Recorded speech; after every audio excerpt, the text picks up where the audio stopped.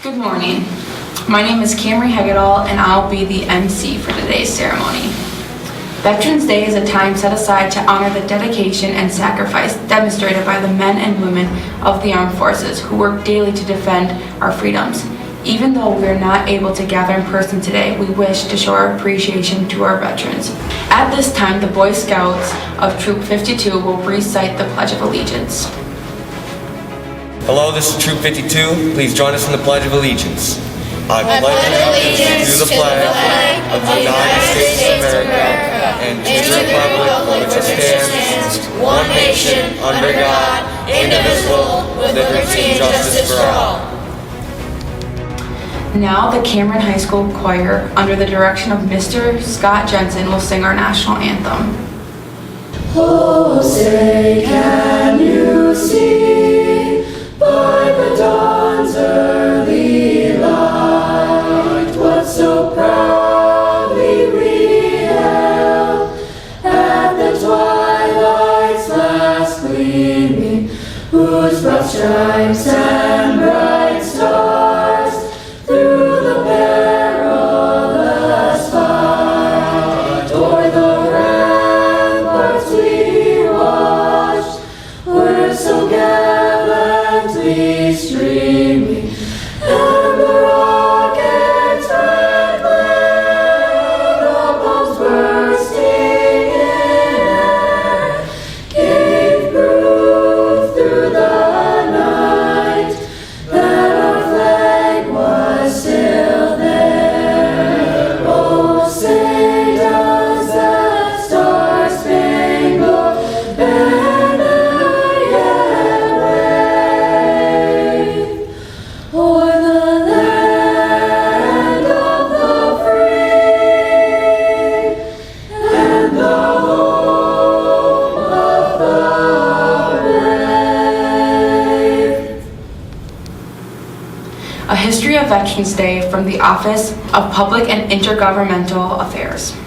World War I, known at the time as the Great War, officially ended when the Treaty of Versailles was signed on June 28, 1919, in the Palace of Versailles outside the town of Versailles, France.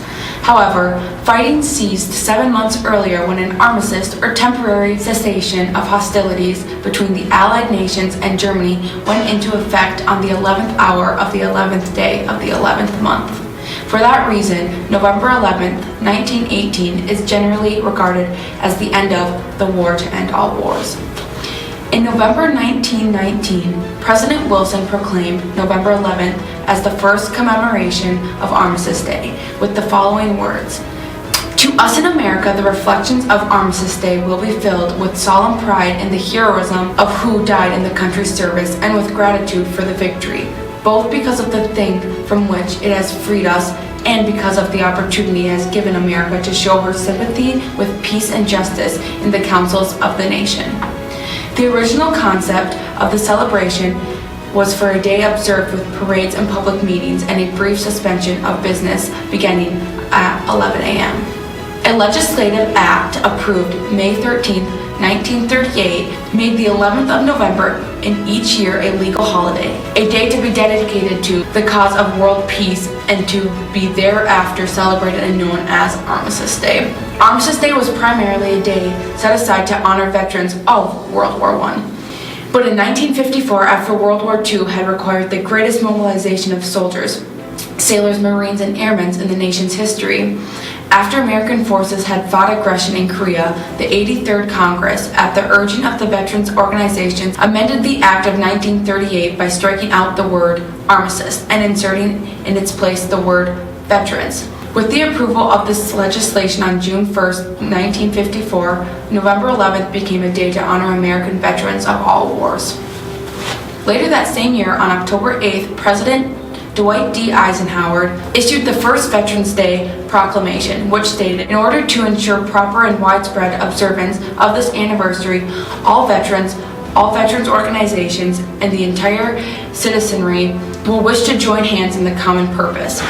Towards this end, I am designating the Minister of Veterans Affairs as chairman of the Veterans Day National Committee, which shall include other persons as the chairman select. which will coordinate at the national level necessary planning for the observance.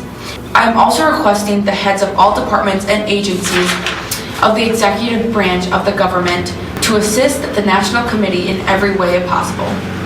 In 1958, the White House advised VA's General Counsel that the 1954 designation of the VA Administrator as Chairman of the Veterans Day National Committee applied to all subsequent VA administrators. Since March 1989, when VA was elected to a cabinet-level department, the Secretary of Veterans Affairs has served as the committee's chairman. The Uniform Holiday Bill was signed on June 28, 1968, and was intended to ensure 3-day weekends for federal employees by celebrating 4 national holidays on Mondays: Washington's birthday, Memorial Day, Veterans Day, and Columbus Day. It was thought that these extended weekends would encourage travel, recreational, and cultural activities, and stimulate greater industrial and commercial production. Many states did not agree with this decision and continued to celebrate the holidays on their original dates. The first Veterans Day under the new law was observed with much confusion on October 25, 1971. It was quite apparent that the commemoration of this day was a matter of historic and patriotic significance to a great number of our citizens, and so on September 20, 1975, President Gerald R. Ford signed a Public Law 9497, which returned the annual observance of Veterans Day to its original date of November 11th, at the beginning of 1978. This action supported the desires of the overwhelming majority of state legislators, all majority veteran service organizations, and the American people. Veterans Day continues to be observed on November 11th, regardless of what day of the week on which it falls.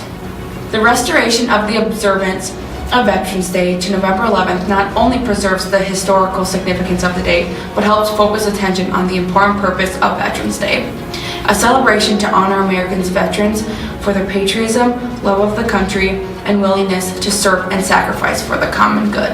We would like to recognize our seniors who have enlisted, as well as our staff who have served. Seniors: Dalen Ludwig, Navy; Natalie Anderson, Army National Guard; Nick Schumann, Army National Guard. Staff: Mr. Joel Decision, National Guard; Mr. David Martin, Navy Reserves; Mr. Scott Jensen, National Guard; Mr. Dennis Frolick, Navy; Mr. Ken Kutusky, Marines. Many of us have direct ties to the military through family, and Veterans Day has an added meaning for us.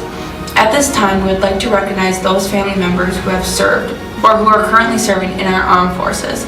During this recognition, you will be listening to the Cameron High School Band under the direction of Mr. Halverson performing Salute to Freedom.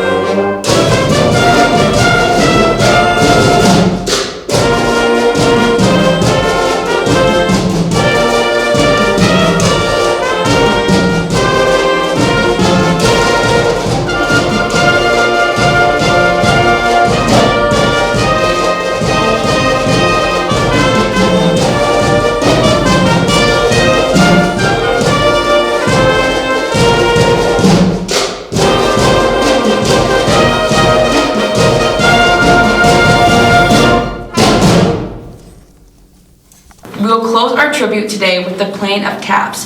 Thank you again to all of our veterans.